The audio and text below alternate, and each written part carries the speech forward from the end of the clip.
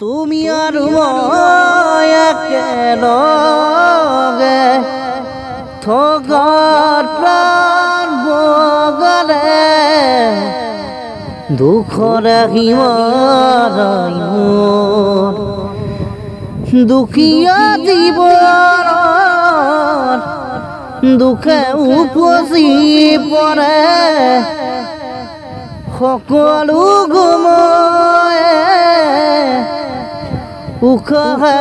নিশাহে দুদিনৰ আলহী হৈ থাকি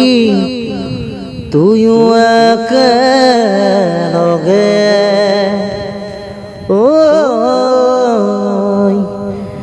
জীৱনৰ আগত